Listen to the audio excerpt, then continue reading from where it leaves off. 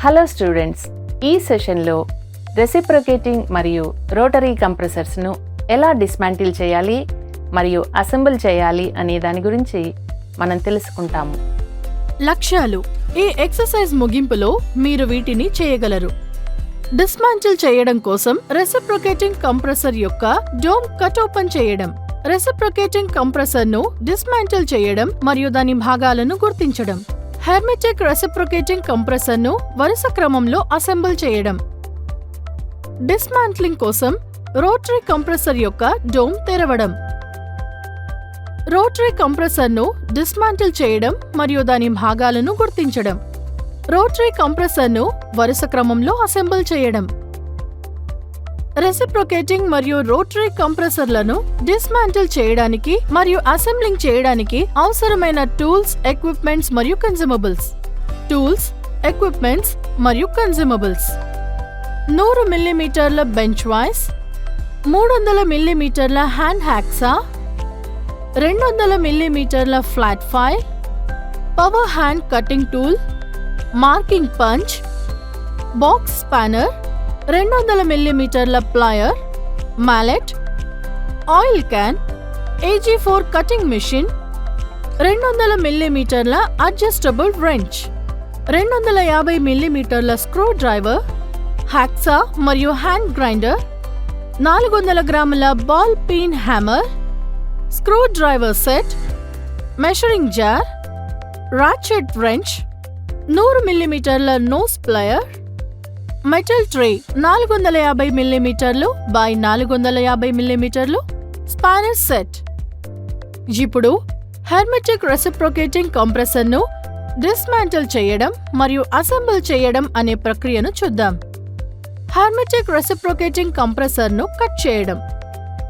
Hermetic reciprocating కంప్రెసర్ను work table పై ఉంచండి. Smooth cutting process అనుమతించడానికి compressor సౌకర్యవంతంగా ఉంచబడిందని నిర్ధారించుకోండి. ఏదైనా డస్ట్, ఆయిల్ లేదా రస్ట్ తొలగించడం ద్వారా కంప్రెసర్ పైభాగాన్ని శుభ్రం చేయండి. కంప్రెసర్ను కటింగ్కు అవసరమైన అన్ని కటింగ్ టూల్స్ అందుబాటులో ఉన్నాయని నిర్ధారించుకోండి. కటింగ్ జరిగే కంప్రెసర్పై నిర్దిష్ట ప్రాంతాన్ని సూచించడానికి మార్కింగ్ టూల్ను ఉపయోగించండి.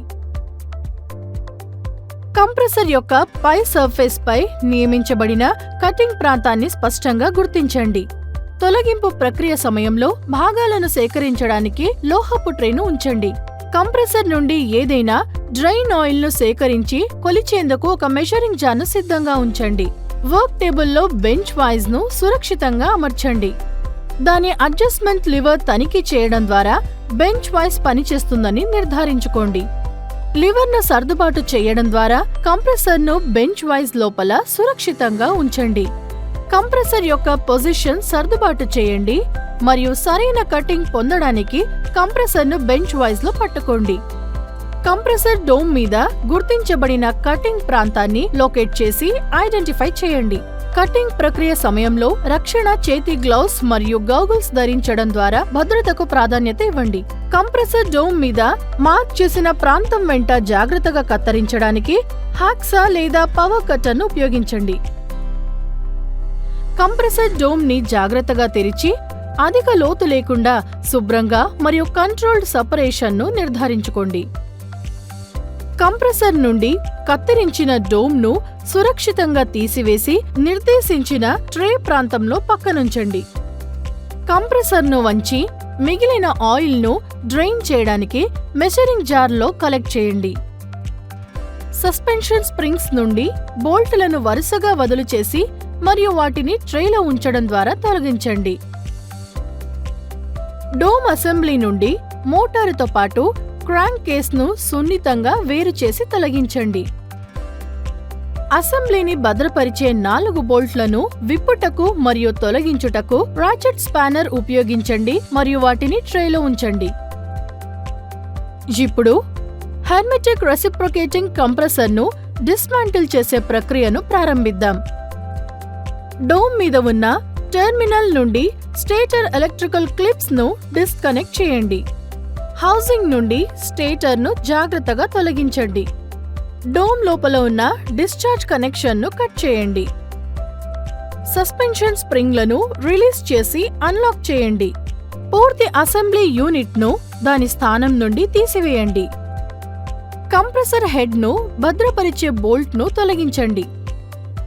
Wall plate, piston, connecting rod వంటి ఇండివిజువల్ కాంపోనెంట్స్ మరియు అదర్ అసోసియేటెడ్ పార్ట్స్ను డీఅసెంబుల్ చేసి తొలగించండి. ప్రతి భాగాన్ని జాగ్రత్తగా నియమించబడిన ట్రేలో ఉంచండి. హెర్మెటిక్ రెసిప్రొకేటింగ్ కంప్రెసర్ను అసెంబుల్ చేయడం. మోటార్ టెర్మినల్ యొక్క సిఎస్ఆర్ పాయింట్ను పరిశీలించి దానిని టెర్మినల్ అడాప్టర్కు కనెక్ట్ చేయండి. రఫ్ ఎమరీ షీట్తో కంప్రెసర్ బాడీని మరియు ఫైన్ ఎమరీ షీట్తో రోటర్ను శుభ్రం చేయండి.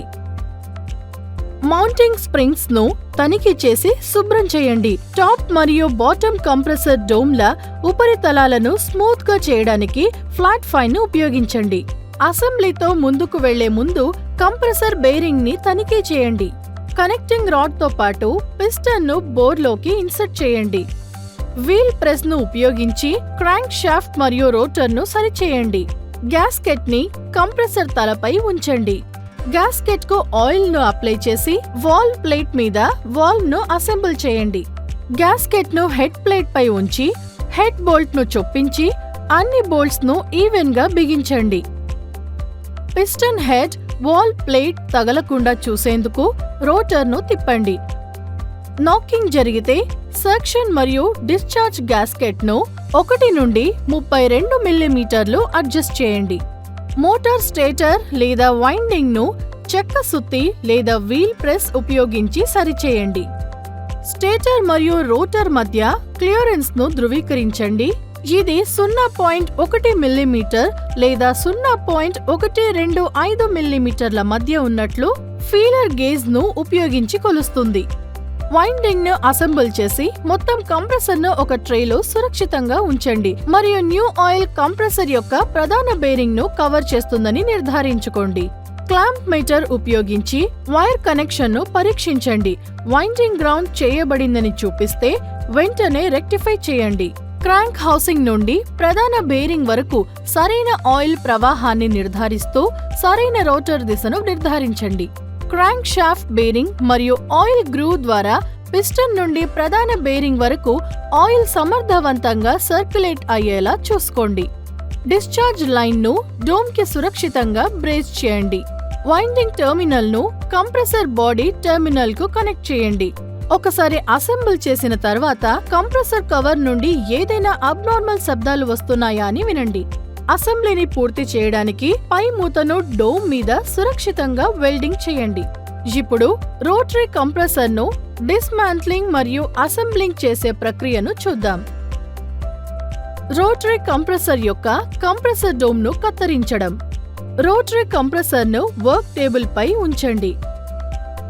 అడ్డంకులు లేకుండా మృదువైన కట్టింగ్ ప్రక్రియను అనుమతించడానికి కంప్రెసర్ సౌకర్యవంతంగా ఉంచబడిందని నిర్ధారించుకోండి. కంప్రెసర్ను పూర్తిగా శుభ్రం చేయండి. దాని పై సర్ఫేస్ నుండి ఏదైనా డస్ట్, ఆయిల్ లేదా రస్ట్ ను తొలగించేలా చూసుకోండి. కట్టింగ్ విధానానికి అవసరమైన అన్ని టూల్స్ ను సేకరించి అందుబాటులో ఉన్నాయని నిర్ధారించండి. కంప్రెసర్ పై కట్టింగ్ జరిగే ప్రాంతాన్ని గుర్తించడానికి తగిన మార్కింగ్ టూల్ ను ఉపయోగించండి. కంప్రెసర్ పై భాగంలో నియమించబడిన కటింగ్ ప్రాంతాన్ని స్పష్టంగా గుర్తించండి. కంప్రెసర్ కాంపోనెంట్లను వేరు చేసి ఉంచేందుకు మెటల్ ట్రే ఉంచండి. కంప్రెసర్ నుండి కారుతున్న ఆయిల్ ను సేకరించి కొలవడానికి మెజరింగ్ జార్ ను సిద్ధంగా ఉంచుకోండి. వర్క్ టేబుల్ పై సురక్షితంగా బెంచ్ వైజ్ ని సెటప్ చేయండి. దాని అడ్జస్ట్మెంట్ లీవర్ ని తనిఖీ చేయడం ద్వారా బెంచ్ వైజ్ యొక్క ఫంక్షనాలిటీని ధృవీకరించండి. కంప్రెసర్ ను బెంచ్ వైజ్ లో సురక్షితంగా ఉంచండి మరియు కంప్రెసర్ ను గట్టిగా పట్టుకునేలా లీవర్ ను సర్దుబాటు చేయండి. కటింగ్ ప్రక్రియను సులభతరం చేయడానికి కంప్రెసర్ ను బెంచ్ వైజ్ లో సౌకర్యవంతంగా ఉంచండి. కంప్రెసర్ డోమ్ పై గతంలో గుర్తించబడిన కటింగ్ ప్రాంతాన్ని లొకేట్ చేసి ఐడెంటిఫై చేయండి. కటింగ్ విధానాన్ని ప్రారంభించే ముందు ప్రొటెక్టివ్ గ్లౌస్ ఇంకా గోగల్స్ ధరించడం ద్వారా భద్రతకు ప్రాధాన్యత ఇవ్వండి. కంప్రెసర్ డోమ్ పై గుర్తించబడిన ప్రదేశంలో కట్ ను జాగ్రత్తగా అమలు చేయడానికి హెక్సా లేదా పవర్ కటర్ ని ఉపయోగించండి. కంప్రెసర్ డోమ్ ను జాగ్రత్తగా తెరిచి అధిక లోతు లేకుండా శుభ్రమైన మరియు కంట్రోల్డ్ కట్ ను ఉండేలా కత్తిరించండి. జాగ్రత్తగా 2 చేతులను ఉపయోగించి కంప్రెసర్ నుండి కట్ డోమ్ ను తీసివేసి కేటాయించిన ట్రే స్థలంలో విడిగా ఉంచండి. ప్రాసెస్ లైన్ ద్వారా యూనిట్ నుండి ఆయిల్ డ్రైనింగ్ సులభతరం చేయడానికి కంప్రెసర్ ను టిల్ట్ చేయండి. రోటరీ కంప్రెసర్ ను డిస్మాంట్లింగ్ చేయడం. కట్ ఓపెన్డ్ కంప్రెసర్ ను వర్క్ టేబుల్ పై సురక్షితంగా ఉంచండి. వేరు చేయడం ప్రక్రియలో కంప్రెసర్ కు ఎలాంటి నష్టం జరగకుండా అత్యంత జాగ్రత్త వహించండి. కంప్రెసర్ ను దాని డోమ్ హౌసింగ్ నుండి వేరు చేయండి. వేరు చేయబడిన కంప్రెసర్ ను వర్క్ టేబుల్ పై సురక్షితంగా ఉంచండి. కంప్రెసర్ వెలుపల పూర్తిగా డ్రై చేయడానికి హాట్ ఎయిర్ బ్లోవర్ గన్ ని ఉపయోగించండి. ఆర్గనైజ్ స్టోరేజ్ కోసం వదులుగా ఉన్న నట్స్ మరియు బోల్ట్లను క్రమపద్ధతిలో ట్రేలో ఉంచండి. నట్స్ మరియు బోల్ట్ల సేకరణను ఉంచడానికి కంప్రెసర్ కు పక్కనే మెటల్ ట్రేని ఉంచండి. తీసివేసిన తర్వాత నట్స్ మరియు బోల్ట్లను నిర్దేశించిన ట్రేలో సురక్షితంగా నిల్వ చేయండి. సిలిండర్తో ప్రారంభించి రోలర్తో పాటు డివైడింగ్ బ్లేడ్ మరియు స్ప్రింగ్తో కూడిన కంప్రెసర్ భాగాలను సీక్వెన్షియల్ గా విడదీయండి.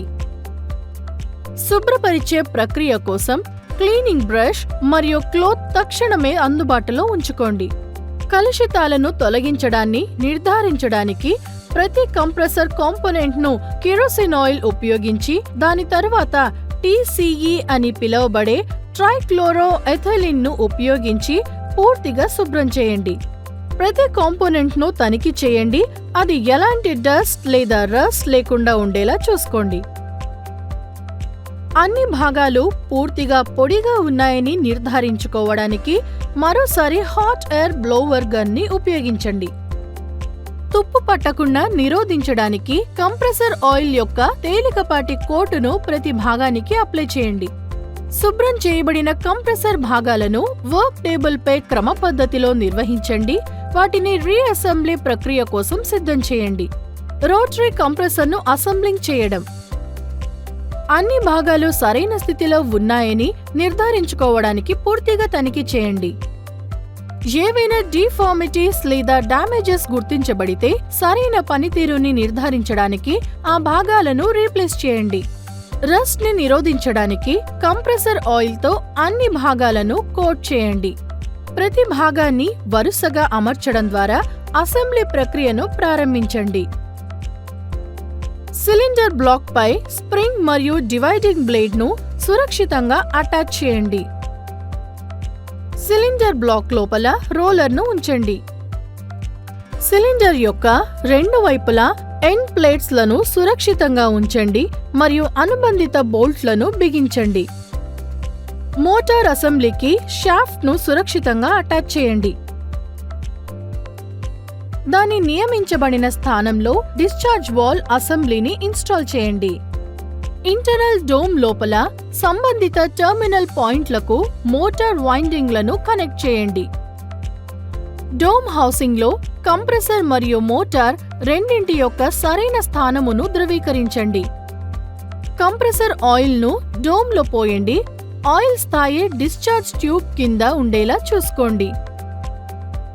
కంప్రెసర్ అసెంబ్లీకి సక్షన్ లైన్ కనెక్ట్ చేయండి మరియు భద్రపరచండి. తదుపరి వెల్డింగ్ ప్రక్రియ కోసం డోమ్ ఎగువ భాగాన్ని ఉంచండి. వెల్డింగ్ విధానం కోసం shielded metal arc welding setup ను సిద్ధం చేయండి. వెల్డింగ్ ప్రక్రియను ప్రారంభించే ముందు shielded metal arc welding machine సరైన ఎర్తింగ్ తో అమర్చబడిందని నిర్ధారించుకోండి. చేతిలో ఉన్న వెల్డింగ్ పనికి తగిన ఎలక్ట్రోడ్ ను ఎంచుకోండి. ఎంచుకున్న ఎలక్ట్రోడ్ని వెల్డింగ్ టార్చ్లో సురక్షితంగా ఇన్స్టాల్ చేయండి. వెల్డింగ్ అవసరాల ఆధారంగా వెల్డింగ్ మిషన్లో ప్రస్తుత సెట్టింగ్లను అడ్జస్ట్ చేయండి. హారిజాంటల్ ఓరియంటేషన్ కొనసాగిస్తూ డోమ్పై వెల్డింగ్ ప్రక్రియను అమలు చేయండి.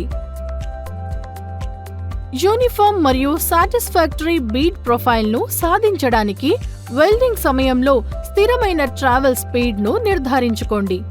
వెల్డింగ్ తర్వాత చిప్పింగ్ సుత్తిని ఉపయోగించి ఏదైనా స్లాగ్ను తొలగించండి. స్టీల్ వైర్ బ్రష్ ఉపయోగించి వెల్డ్ బీడ్ను పూర్తిగా శుభ్రం చేయండి. డిస్కంటిన్యూటీ లేదా లోపాల ఏవైనా సంకేతాల కోసం వెల్డ్ బీడ్ను తనిఖీ చేయండి.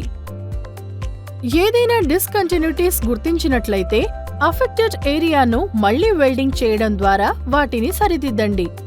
కాగల లీకేజీలు లేదా లోపాలు లేవని నిర్ధారించడానికి వెల్డింగ్ సమగ్రతను నిర్ధారించండి. రీక్యాప్: ఈ టాపిక్లో మనం తెలుసుకున్నవి: డిస్మాంటిలింగ్ చేయడం కోసం రెసిప్రొకేటింగ్ కంప్రెసర్ డోమ్ను కట్ ఓపెన్ చేయడం, రెసిప్రొకేటింగ్ కంప్రెసర్ను డిస్మాంట్లింగ్ చేయడం మరియు దాని భాగాలను గుర్తించడం, హెర్మెటిక్ రెసిప్రొకేటింగ్ కంప్రెసర్స్ను వరుస క్రమంలో అసెంబ్లింగ్ చేయడం, డిస్మాంట్లింగ్ చేయడం కోసం రోటరీ కంప్రెసర్ డోమ్ను కట్ ఓపెన్ చేయడం, రోటరీ కంప్రెసర్ను డిస్మాంట్లింగ్ చేయడం మరియు దాని భాగాలను గుర్తించడం, హెర్మెటిక్ రెసిప్రొకేటింగ్ కంప్రెసర్ను వరుస క్రమంలో అసెంబ్లింగ్ చేయడం, హెర్మెటిక్ రెసిప్రొకేటింగ్ కంప్రెసర్ మరియు రోటరీ కంప్రెసర్లను కట్టింగ్, డిస్మాంట్లింగ్ మరియు అసెంబ్లింగ్ చేయడం వంటి ప్రక్రియలను మీరందరూ అర్థం చేసుకున్నారని ఆశిస్తున్నాను. ధన్యవాదాలు. నెక్స్ట్ సెషన్లో కలుద్దాం. బై.